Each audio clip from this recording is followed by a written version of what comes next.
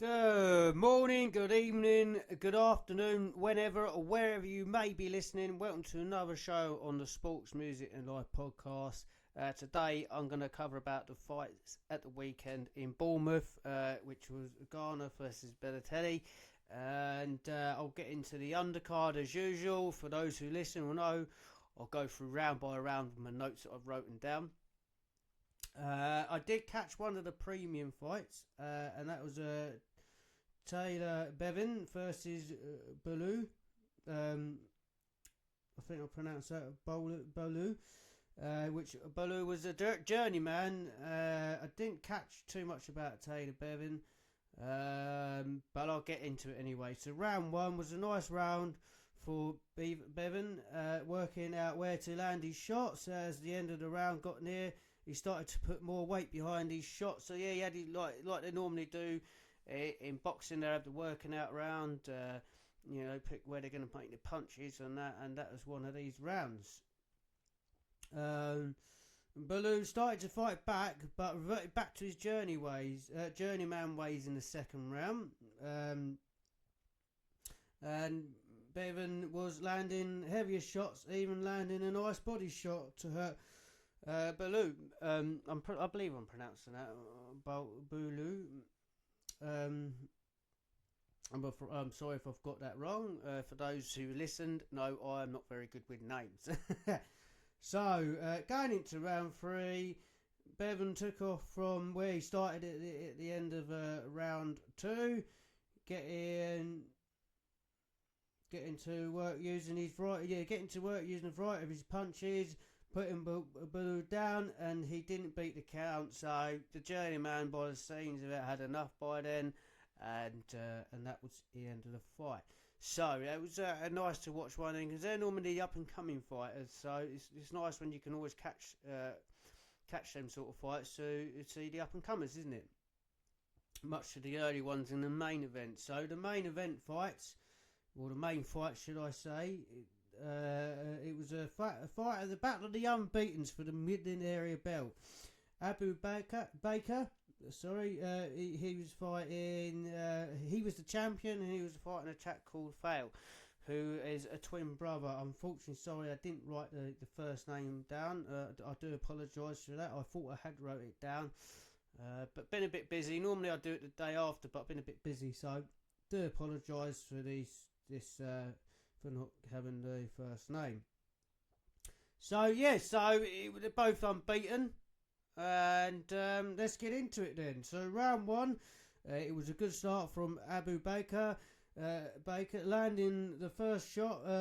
Found his way into the fight, looking like he hurt Abu Baker at times.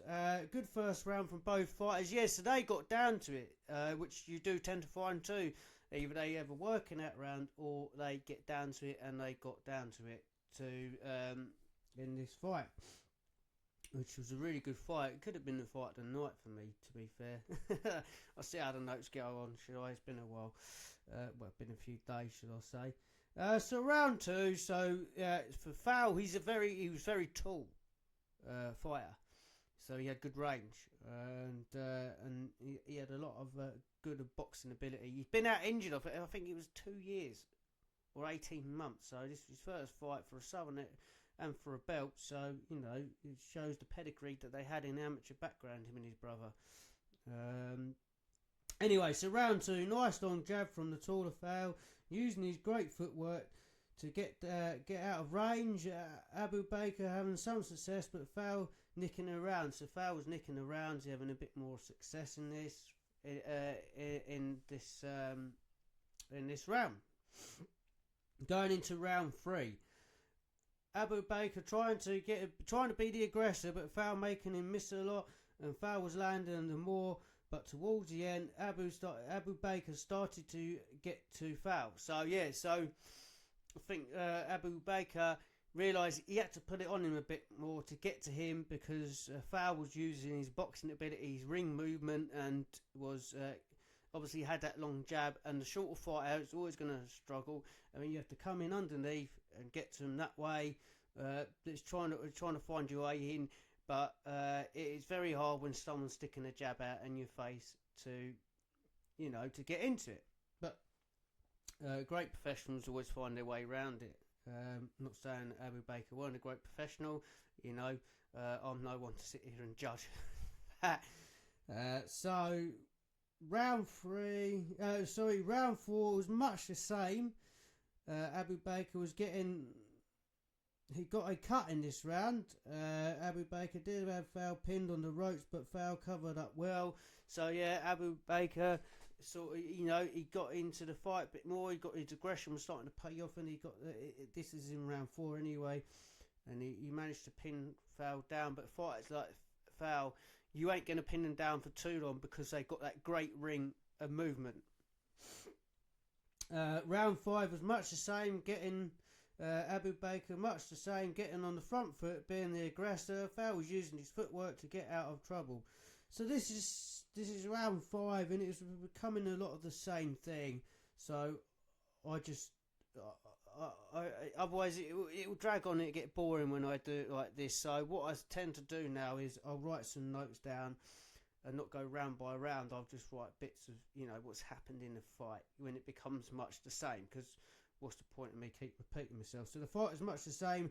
Abu Baker trying to be the aggressor throughout the fight, but foul was just too good, getting out of the way, slipping on the punches. Abu Baker tried to pin foul down, but foul was too good.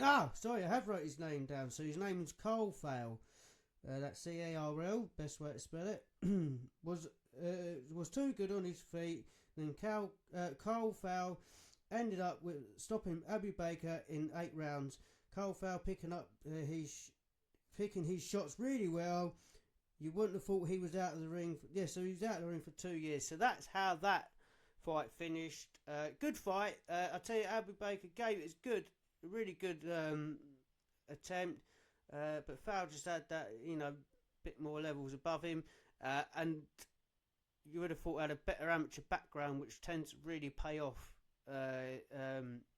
for fighters, obviously, because in amateur backgrounds, as those who have listened to boxing or know boxing or have done a bit of it, it teaches these professionals a lot with their footwork and that, and amongst a lot of other things. So fight 2 was at bantamweight.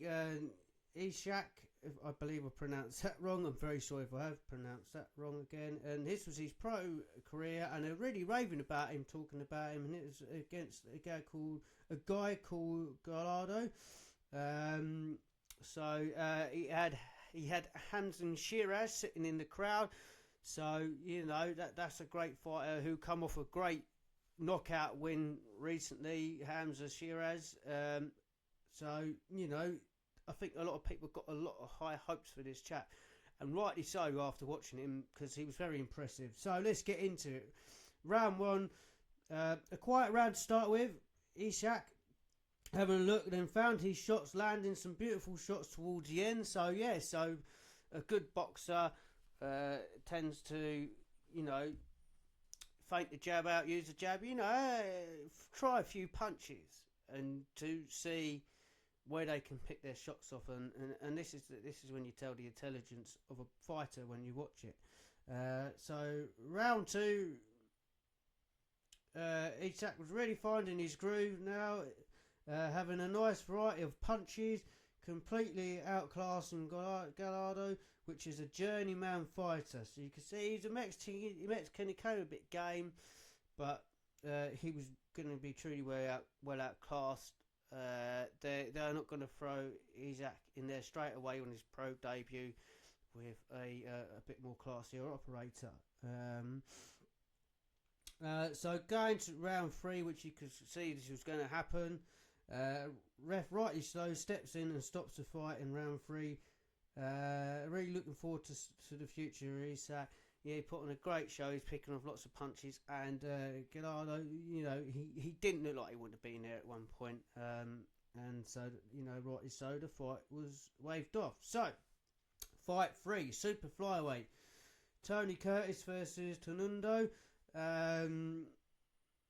Tony Curtis had Roy Jones in his corner, and I believe I caught the story right. He was on holiday, I think, in the Dominican Republic or something like that. somewhere like that. And Roy Jones was out there, and he went to the gym, and he went to America, I believe Florida, and Roy Jones took him under his wing. I think he I think he had a few fights in America because he wasn't. I don't know the full story behind it. I didn't catch all of it. And normally I'd have a bit of a look up, but I'm sorry, been very busy this week. So there's a nice little story to this fight anyway. So Curtis wobbles Tornado. Round 1, Curtis wobbles Tornado. Tornado started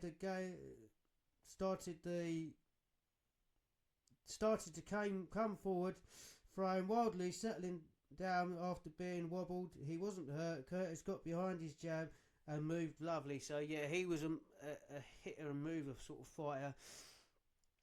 I found it a bit boring to watch him, if I'm honest with you.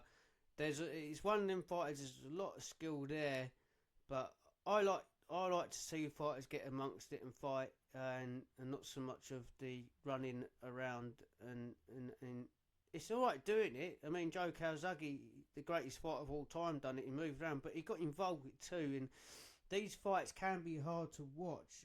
So round 2, Tornado came out the same again. Nita shot with Nita shots.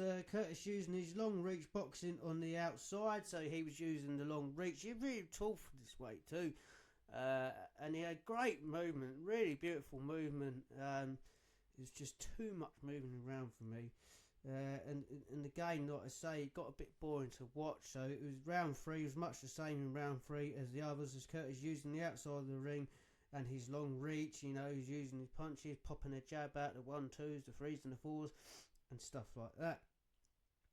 Round 4, Tornado pins Curtis. He's on the rope, lets his hands go, going to the body, and again pins him down. Curtis has a lovely defence, slipping and sliding. Lots of shots, much better round for Tornado. Finally getting to Curtis. So yeah, so he was chasing Curtis all around the ring for most of this fight, if not all the fight really. Better round from Curtis, back to what he was doing for me. He needs to throw more punches. So so Curtis had a bit of an off round in round 5, but got back down. Round 4, but got back down to business in round 5. Round 6, Tornado tried to pin Curtis down, but Curtis got on his bite using the outside of the ring, has a long reach. First fight in Britain for Curtis, although he's British. All but one round, Curtis won all the rounds and won the fight. So did actually give a round to Tornado, by the sounds of it then. So yeah, he's one for the future. He's got great good boxing skills, but I'd like to see him land more punches and get amongst it, plant his feet a bit more. And I think he'd be a very, very entertaining fighter then. It all depends what you like. This is what I like to see. And I think the majority of the fight fans do want to see people get in there and have a fight too, and not so much the running around. So, fight 4 was the big cruiserweight Alice Joyce, and he is ripped, not 1 ounce of fat on him, against Sorrow. Cruiserweight Sorrow, I think believe both being British. It was a quiet round for Alois Jr. Walking down Sorrow, Alois throwing a jab and having a look, trying to find his range. So that was round 1. Round 2, this wasn't another great fight, but Sorrow had to do what he had to do against a powerful fighter like Alois Jr. Alois Joyce dropping to the body. I believe I was meant to write there, so I may have miswritten that. That was at the start of the round. Alois walking down Zorro, getting the jab going, not much coming back from Zorro. So Zorro was on his feet a lot.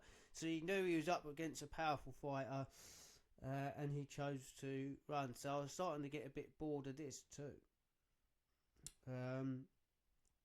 A fairly quiet rounds. That's 3 fairly quiet rounds. Alois being a more busier fighter, looking like he was going to step up the pace, but it was another quiet round, much the same as the first 2. I didn't even write anything for round 4 because, again, it was a bit repetitive, and this is what was happening. Not to say Zorro was getting on his bike a bit more, making it hard for Alice Jr. to land them big shots or get to work on him. Round 5, so I'll skip to round 5 now because, like I said, I didn't write anything for round 4. Good start to the round 5. Both fighters stepping it up, have a trade-off. Both fighters landing punches. Zorro starting to let his hands go with more conviction, so he started to get a bit more confidence now. Zorro, because I think he tired Alice Joyce Jr. out a bit. Best round of the fight. More action in this round than the whole fight. Zorro wins his first round. So Zorro started to take over to control the fight now with his style of boxing. Zorro, for me, was becoming the better fighter. This is round 6. Zorro, the better fighter out of the two, starting to let his hands go, using his jab, well, doubling and tripling up the jab, which, if anyone has been on the pads or anything like that, or on a punch bag, well, no, doubling the jab up's, hard enough, let alone tripling the jab up. But you're normally just poking them out when you do that. So let's get tripling the jab up. Alice Jr. was getting frustrated because he couldn't get to his power shots off. Round 7, another round to Zorro. I got the feeling Alice thought he was going to get Zorro out of there early. So yes, Alice Joyce was used to getting people out there early and finishing them off, and I think he thought he was going to do that, but he was in a different fight with a very intelligent boxer. Like I say, I don't agree with the boxing, but you got to do what you got to do to win. They're in there to win, right? They're in there to win. So despite what us fans think and what we want to see, they're in there to win. And sometimes you've got to box a different box and be smart. And this is what Zorro was doing. He was being very smart.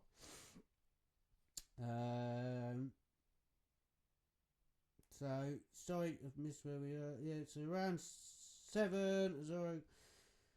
Yeah, so going into round 8, Alois was finding it hard to close the gap and get the big shots off. Zorro starting to take control of the fight, using the ring movement, getting behind the jab, throwing the odd combinations. Alois a couple of big shots at the end of the round. So this fight was starting to liven up a bit. Wasn't the greatest though, like I said before.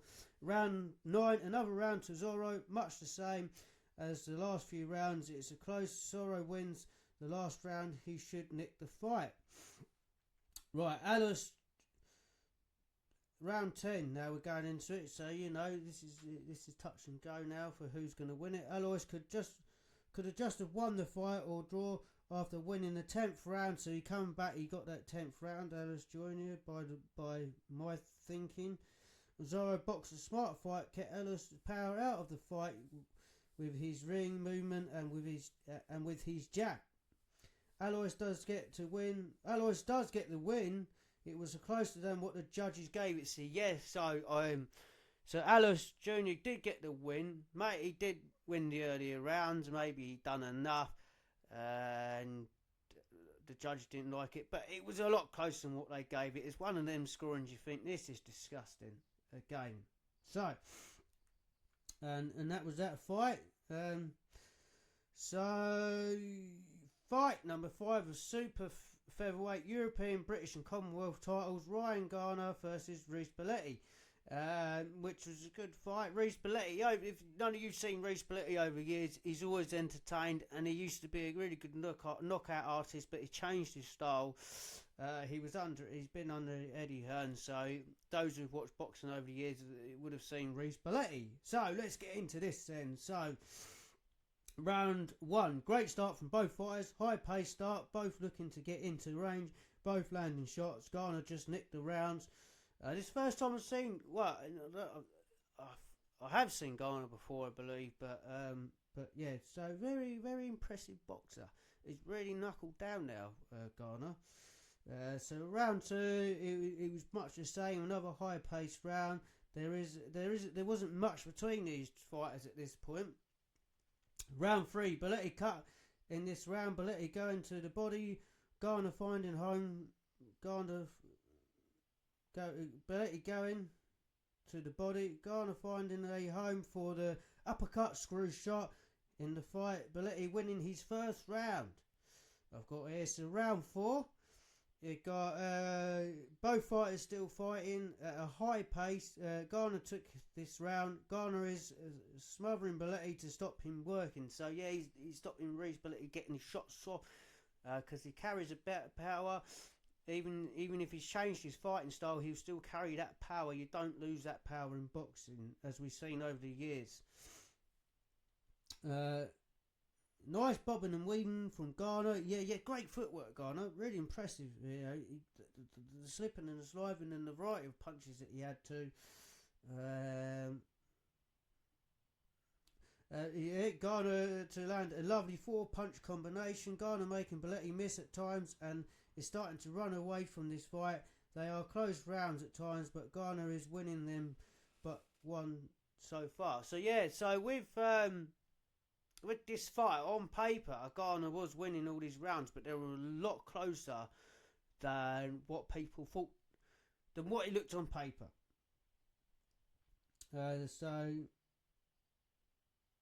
Round 6, Reece Bellotti finally getting through with 2 through to Garner. At one point, a lot of times in this fight, Garner has been beating Bellotti to the punch. More variety of punches coming from Garner. So Reece Bellotti finally got to him a bit, but Garner obviously finishing the stronger by the sounds of this. Round 7, I have to agree with Cole Frampton and the commentators. Bellotti is in these rounds and they are closer, but Garner is doing enough to win most of these rounds. As close as they was, I gave Bellotti 1 round. Round 8, Bellotti getting beaten to the punch. So Bellotti was starting to really tire at this point now, and the pace had caught up with him and the age over the years, and all the wear and tear over the years of the training. Cause, I mean, I don't know about the training camps they go through, but listening to interviews a lot, Amir Khan, one of them, has mentioned that it was the training camps that took more out of him than the fights, and he's been in some brutal fights. And I will be doing a podcast on Amir Khan's career. I'm just going through fight by fight and doing my notes and all that, but that will be coming at some point. Anyway, let's get back into this fight. So going into round 8, Bellotti getting beaten to the punch, Garner being a faster puncher, being the faster with the punch. Bellotti starting to slow. Round 9, Bellotti starting to slow more, and now the fight is going. Garner's speed is getting too much for Bellotti. Bellotti isn't what... Sorry, Bellotti is getting bashed up, just getting beat to the punch. Isn't getting bashed up, I think I believe I was right in there. Sorry, I do write these notes down quick, so sometimes they don't make sense when I'm reading them. Yeah, he isn't. So he isn't getting bashed up. He's getting beaten to the punch for the majority of the fight. Round 10. Bellotti could get stopped in the next round. Next 2 rounds, I thought, which did come in again. So Garner finishing the stronger. The pace is getting too much. So again, I started to stop writing notes because it's getting too much the same. Bellotti is as tough as they come. In round 12, it happened what I thought was going to happen, and Bellotti got stopped. The ref waved the fight off. Bellotti didn't go down, but it was a matter of time before he did. Yeah, he got hurt in that round, in the 12th round. Great call from the referee, I'd say, because it was going that way. So another great fight of boxing. That's all my notes that I've wrote down. Another good night of boxing. Just want to say thank you for all those people that are listening. Please give us the thumbs up, the likes and the subscribes, and ring the bell for any further podcasts, subscriptions and whatnot. So yeah, thank you for listening, and I'll be bringing you a podcast soon. So yeah, thank you for listening, and I'll speak to you all soon.